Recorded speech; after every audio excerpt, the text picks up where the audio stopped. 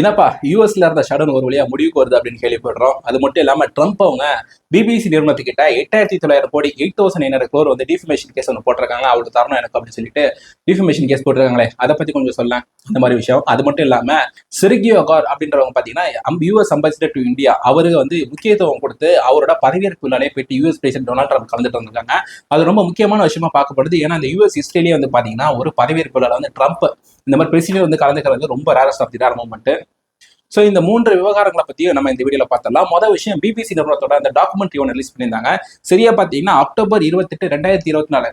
ஆனாப்பா ஒரு வருஷத்துக்கு முன்னாடி டாக்குமெண்ட் வந்துருக்கிற மாதிரி இருக்கு. நீங்க இப்போ அதை பத்தி பேசிட்டு இருக்க அப்படின்ற மாதிரி விஷயங்கள் வரலாம். ஆனா அப்ப பாத்தீங்கன்னா ட்ரம்ப் அவங்க கிட்ட பாத்தீங்கன்னா யூஎஸ்ல 2020 நடந்த எலெக்ஷன் பார்த்துருந்தீங்க. 2021 24 பிரசிடென்சிக்கு வந்து பாத்தீங்கன்னா அந்த ட்ரம்ப் அவங்க 2வது கண்டெஸ்ட் பண்ணியிருந்தாங்க. அப்ப ஜோ பைடன் கிட்ட வந்து தோத்து போயிருந்தாங்க. அப்ப பாத்தீங்கன்னா ட்ரம்ப் அவங்க தோத்து போன டயத்துல வந்து பாத்தீங்கன்னா யூஎஸ் கேபிட்டல் வந்து ஒரு ஸ்பீச் கொடுத்தாங்க. 50 நிமிஷத்துல இருந்து 60 நிமிஷத்துக்கு அந்த ஸ்பீச் இருக்கு. அந்த ஸ்பீச்சை பாத்தீங்கன்னா கட்டிங் முட்டிங் பண்ணி நான் அந்த வீடியோ போடுறேன் பாருங்க. We're going to walk down to the Capitol, and I'll be there with you, and we fight. We fight like hell. We're going to walk down to the Capitol, and we're going to cheer on our brave senators and congressmen and women. அந்த video நீங்க பார்த்துருந்துருப்பீங்க. நான் இன்னைக்கு கேபிட்டலுக்கு வரேன், US கேபிட்டலுக்கு வருவோம் அப்படின்னு சொல்லிட்டு அவர் சொல்றாரு. அதுக்கப்புறம் 50 நிமிஷம் கழிச்சு we will fight together அப்படின்னு சொல்லிட்டு சொல்றத அவர் கட்டிங் பண்ணி ஒட்டி போட்டு அதை ட்ரம்ப் அவங்க கலவரத்தை தூண்ட மாதிரி ஒரு ஸ்பீச் கொடுத்துருக்காங்க அப்படின்னு சொல்லிட்டு அந்த யூஎஸ் டாக்குமெண்ட்ல போட்டிருக்காங்க. அந்த டாக்குமெண்ட் எது ரிலேட்டட் அப்படின்னு சொல்லி பாத்தீங்கன்னா ட்ரம்ப் ஏ செகண்ட் சான்ஸ் அப்படின்னு சொல்லக்கூடிய அந்த டாக்குமெண்ட்ரியில அந்த சீரீஸ்ல வந்திருந்தது. அந்த மூவில பாத்தீங்கன்னா அந்த டாக்குமெண்ட்ரியில பாத்தீங்க அப்படின்னா வந்த இந்த பிரச்சனை அப்படின்றது ஒரு வருஷமா போயிட்டே தான் இருந்திருக்கு. இந்த ஒரு வருஷம் கழிச்சு எப்படி இந்த பிரச்சனை வெளியே வந்தது அப்படின்னா மைக்கேல் பிரெஸ்காட் அப்படின்றவர் பாத்தீங்கன்னா பிபிசிக்கு ஒரு எக்ஸ்டர்னல் அட்வைசரா இருக்காரு. அவரு பாத்தீங்கன்னா ஒரு மெமோ ஒன்று எழுதுறாங்க. ஒரு எக்ஸ்டர்னல் அட்வைசரா இருக்கிறது பாத்தீங்கன்னா ஒரு லெட்டர் அப்படின்னு சொல்லி அழைக்க மாட்டாங்க. யூஎஸ்ல வந்து யூகேல வந்து பாத்தீங்கன்னா மெமோ அப்படின்னு சொல்லி அழைப்பாங்க. அந்த மெமோ வந்து பிபிசி நிறுவனத்துக்கு எழுதுறாரு. அந்த மெமோ வந்து வெளியே லீக் ஆகுது. யாரோ உள்ள இருக்கவங்க லீக் பண்றாங்க. லீக்ல என்ன சொல்றாங்க அப்படின்னா இது வந்து எடிட்டிங்ல மிஸ்டேக் நடந்திருக்கு அப்படின்னு சொல்லிட்டு சொல்றாங்க. ஏன்னா வந்து ஒரு ஸ்டார்டிங்ல ஒரு நிமிஷத்துல பேசினதையும் 50 நிமிஷம் கழிச்சு அந்த பேசின ஸ்பீச்சையும் கட்டிங் மூட்டிங் பண்ணி நம்ம ஊர்ல பண்ற மாதிரி அட்மின் செஞ்ச தவறு, அட்மின் ட்வீட் போட்டார் எனக்கு தெரியாது அப்படின்னு சொல்ற மாதிரி ஒரு விஷயங்களை கட்டிங் மூட்டிங் பண்ணி போட்டிருக்காங்க. ஸோ இந்த மாதிரி விஷயங்கள் லெட்டர்லாம் வந்து நிறைய விஷயங்கள் அதுக்கப்புறம் குறிப்பிடுறாரு. ஸோ அதுலலாம் பார்த்தீங்கன்னா இந்த மாதிரி விஷயங்கள் ஃபால்ஸாக நடந்திருக்கு அப்படின்ற மாதிரி ஒரு 19 பேஜுக்கு ஒரு மெமோ ஒன்று எழுதுறாரு பிபிசி நிறுவனத்துக்கு. அந்த லெட்டர்ல வெளியே லீக் ஆக இந்த விஷயம் இப்போ ட்ரம்ப் அவங்க வந்து பார்த்தீங்கன்னா இந்த சண்டே வந்து பார்த்தீங்க அப்படின்னா ஒரு லெட்டர் ஒன்று பிபிசி நிறுவனத்துக்கு அமைச்சிருக்காங்க. நீங்க அப்பாலஜைஸ் பண்ணுங்க, எனக்கு வந்து நீங்க $1 பில்லியன் வந்து பே பண்ணணும். அதான் இன்னைக்கு இந்திய ரூபாய் மதிப்பில் பார்த்தீங்கன்னா 8,700 கோடியில இருந்து 8,900 கோடி 8,700 crores இருந்து 8,900 crores வந்து நீங்க பே பண்ணணும் அப்படின்னு சொல்லிட்டு ஒரு லெட்டர் எழுதியிருக்காங்க. ஸோ இது வந்து ஒரு கேஸா போட்டாங்க அப்படின்னா ட்ரம்ப் அவங்க ஜெயிப்பாங்களா அப்படின்னா இது ஜெயிக்கிறது கொஞ்சம் வாய்ப்பு கஷ்டம் தான். ஏன் அப்படின்னா ஓப்பனா தெரியுது இந்த மாதிரி மிஸ்டேக் நடந்திருக்கு அப்படின்னு சொல்லிட்டு. ஸோ இப்போ வந்து இந்த லெட்டர்ல வந்து என்ன குறிப்பிட்டிருக்காங்க அப்படின்னா அந்த மைக்கேல் பிரெஸ்காட் அப்படின்னு பாத்தீங்கன்னா எடிட்டிங்ல மிஸ்டேக் நடந்திருக்கு அப்படின்னு சொல்லியிருக்காங்க. ட்ரம்ப் இந்த பிபிசி நிறுவனம் வந்து கூட பாத்தீங்க அப்படின்னா இதுல தான் மிஸ்டேக் நடந்திருக்கு, எடிட்டிங் சைட்ல தான் மிஸ்டேக் நடந்திருக்கு அப்படின்னு சொல்லிட்டு அது கூட ஒரு ரிப்ளை கொடுத்துட்டாங்க. கொடுத்ததுக்கு அப்புறம் கூட பாத்தீங்க அப்படின்னா இது வந்து யூஎஸ் புளோரிடால இருக்கக்கூடிய ஒரு ஸ்டேட்ல வந்து அவர் கேஸ் தொடர போறாரு அப்படின்ற தகவல் வருது. இது வந்து ஒரு யூகே பேஸ்ட் கம்பெனி, யூகேல தான் இந்த டாக்குமெண்ட் ரிலீஸ் பண்ணிருக்காங்க. ஸோ நாடு விட்டு நாடு வந்து இந்த கேஸ் போயிட்டு யூகே நிறுவனத்தை வந்து யூஎஸ்ல அக்கௌண்டபிள் பண்ண வைக்கிறதுன்றது ரொம்ப கஷ்டமான விஷயம். சரிப்பா, அப்படியே பண்ண வச்சா கூட இது வந்து எடிட்டிங்ல நடந்த மிஸ்டேக் அப்படின்னு சொல்லிட்டாங்க. அது யார் அந்த எடிட்டர் நான் தெரியாம பண்ணிட்டேன் அப்படின்னு சொல்லிட்டா அவர் இன்டென்ஷனால தான் பண்ணார் அப்படின்னு சொல்லிட்டு ட்ரம்ப் அவங்க ப்ரூவ் பண்ணணும். ப்ரூவ் பண்ணாங்கன்னா இந்த $1 பில்லியன் அப்படின்னு சொல்லிட்டு கொடுக்கறதுக்கு வாய்ப்பு இருக்கு. அது கூட வந்து நம்ம ஊர்ல எல்லாம் பாத்தீங்கன்னா 100 கோடி ரூபாய் டிஃபமேஷன் கேஸ் எல்லாம் போட்டு நம்ம எல்லாம் கேட்டிருக்காங்க. இப்போ ரீசெண்டா நடந்துட்டு இருக்கு.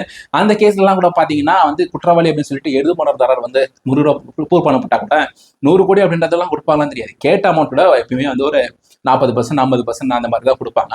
ஸோ இதை வந்து பொறுத்தது தான் பார்க்கணும் இந்த விஷயத்துல என்ன நடக்கும் அப்படின்னு. அதுக்கப்புறம் அந்த யூஎஸ் ஷடவுன் அதை பத்தி நீங்க எதிர்பார்த்துருந்துருப்பீங்க. அந்த யூஎஸ் ஷடவுனை பத்தி பாத்தீங்க அப்படின்னா ஏற்கனவே ஒரு 56 பேர் கிட்ட தான் 54 பேர் கிட்ட தான் வந்து சப்போர்ட் பண்ணி ஓட்டு போட்டிருந்தாங்க. யூஎஸ் காங்கிரஸ்ல வந்து பாத்தீங்கன்னா செனேட் மெம்பர் 100 பேர் இருக்கக்கூடிய மெம்பர்ல வந்து பாத்தீங்கன்னா 60 பேர் வந்து சப்போர்ட் பண்ணி ஓட்டு போடணும்.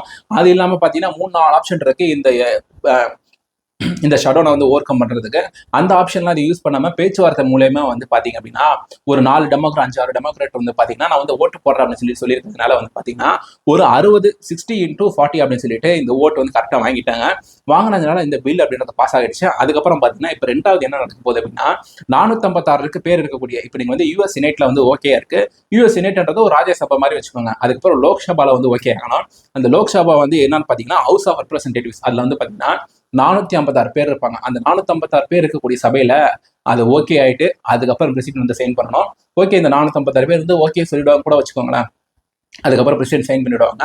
ஆனா இதுல என்ன ஒரு விஷயம் அப்படின்னா குறிப்பிடத்தக்கது அப்படின்னா ஜனவரி 30 வர ஜனவரி 30 வரைக்கும் தான் ஃபண்டிங் வந்து தொடரும் அப்படின்ற மாதிரி விஷயம் போட்டிருக்காங்க. அக்டோபர் 1 இருந்து செப்டம்பர் 30 வரைக்கும் பாத்தீங்கன்னா இந்த யூஎஸோட ஃபினான்ஷியல் இயர் அப்படின்றது இருக்கும். ஆனா இப்ப பாத்தீங்கன்னா அக்டோபர் 1 இருந்து இந்த ஷடவுன் வந்து இருக்கு. ஸோ நவம்பருக்கு இன்னும் ஒரு 40 நாள் ஆச்சு. இது யூஎஸ் ஹிஸ்டரியிலேயே வந்து ஒரு லாங்கஸ்ட் ஷடவுன் அப்படின்னு சொல்றாங்க. இதுக்கு முன்னாடி 36 நாள் அதுகிட்ட தான் இருந்திருக்கு. அது கூட பாத்தீங்கன்னா ட்ரம்போட பிரசிடென்சியில தான் இருந்திருக்கு. ஸோ இது ஜனவரி 30 வரைக்கும் தான் சொல்லியிருக்காங்க. இது வந்து இந்த தடவை பாஸ் ஆனாலும் ஆயிடும். ஆனா வந்து ஜனவரி 30க்கு அப்புறம் ஜனவரி 30 மிட் நைட்ல இன்னொரு ஷடவுன் வரது கூட வாய்ப்பு இருக்கு. அதுக்கப்புறம் செர்கியோ கார் அப்படின்றவர் பாத்தீங்கன்னா யூஎஸ் அம்பாசிடர் டு இந்தியா. அவர் வந்து பாத்தீங்கன்னா ட்ரம்ப்புக்கு ரொம்ப நெருக்கமான நபர். நீங்க உங்களுக்கு ரொம்ப க்ளோஸா சொல்லணும் அப்படின்னா எஃப்கேஎஸ்எல் அவங்களுக்கு கேஎன் எப்படியோ செந்தில் பாலாஜி அவங்க எப்படியோ அதே மாதிரி தான் செர்கியோ கார் வந்து ட்ரம்ப் அவங்களுக்கும் ஒரு க்ளோஸ் அசோசியேட். ஆனா வந்து யூஎஸ்ல பிறந்தவர் கிடையாது, வேற ஒரு வெளிநாட்டுல பறக்கிறாரு. யூஎஸ்க்கு படிக்க வந்து அது மாதிரி சிட்டிசன் ஆயிட்டு இங்க வந்து இப்போ ஒரு யூஎஸ் அம்பாசிடர் டு இந்தியா ஆயிருக்காரு. ட்ரம்ப் அவங்களுக்கு ரொம்ப க்ளோஸ் ஆனவர். ஏற்கனவே வந்து பாத்தீங்கன்னா நம்ம பிரதமர் மோடி அவங்க வந்து சந்திச்சிருந்தாங்க. சந்திச்ச உடனே பாத்தீங்கன்னா அங்க வந்து ட்ரேடு பத்தியும் டிஃபென்ஸை பத்தியும் நிறைய பேர் பேசிட்டு போயிருந்தாங்க. ரெண்டு பேர் வந்து பேசிட்டு போனாங்க. ஒரு 1 hour கிட்ட அந்த மீட்டிங் இருந்தது. அதுக்கப்புறம் யூஎஸ்க்கு போனாரு. ஒரு 1 month அப்புறம் பாத்தீங்கன்னா சரியா ஒரு 30 நாள் கழிச்சு பாத்தீங்கன்னா நேத்துக்கு அவரோட பதவியேற்பு நடந்திருக்கு. நம்ம இன்னைக்கு பாத்தீங்கன்னா இன்னைக்கு காலையில விடிய காலத்துல 2 மணிக்கு இந்திய டைம் படி அவரோட பதவியேற்பு அப்படின்றது நடந்திருக்கு. அதுல பாத்தீங்கன்னா பிரசிடென்ட் ட்ரம்ப் வந்து கலந்துட்டு இருக்காங்க. யூஎஸ் ஹிஸ்டரியிலே இது வந்து ரொம்ப rarest of the rare moment தான். ஸோ வந்து இதுல நமக்கு என்ன தெரியுது அப்படின்னா இந்தியாவோட ட்ரேட் ரிலேஷன்ஸை வந்து கூடி சீக்கிரம் வந்து நடைமுறைப்படுத்தணும். அதுக்கு வந்து ட்ரம்ப் அவங்க வந்து பாத்தீங்கன்னா இவர் செர்கியோ காரை வந்து நியமனம் பண்ணியிருக்காங்க. ஸோ வந்து இந்த பேச்சுவார்த்தை பண்ணி இந்தியா வந்து எவ்வளவு முக்கியம் வந்து யூஎஸ்க்கு அப்படின்னு புரிய வைக்கிறதுக்காக தான் இதுல வந்து கலந்துட்டு இருக்காங்க அப்படின்ற மாதிரி தெரியுது. ஸோ கூடிய சீக்கிரம் வந்து ஒரு யூஎஸ்க்கும் இந்தியாவுக்கும் ட்ரேட் டீல் அப்படின்றது வந்துடும் அப்படின்னு சொல்லி தெரியுது. ஸோ திருப்பூர்ல இருக்கவங்க இந்தியாவில் இருக்கிற எல்லாருமே எக்ஸ்போர்ட் பண்றவங்க ஒரு சந்தோஷமான விஷயம் வந்து காத்திருக்கு அப்படின்ற மாதிரி தான் சொல்லணும். ஸோ மக்களாகி நீங்க இதை பத்தி என்ன நினைக்கிறீங்க அப்படின்ற உங்களோட கருத்துக்கெல்லாம் கீழே கமெண்ட்ல சொல்லுங்க. வரவேற்கப்படுகிறது. இன்னொரு வீடியோல பார்ப்போம்.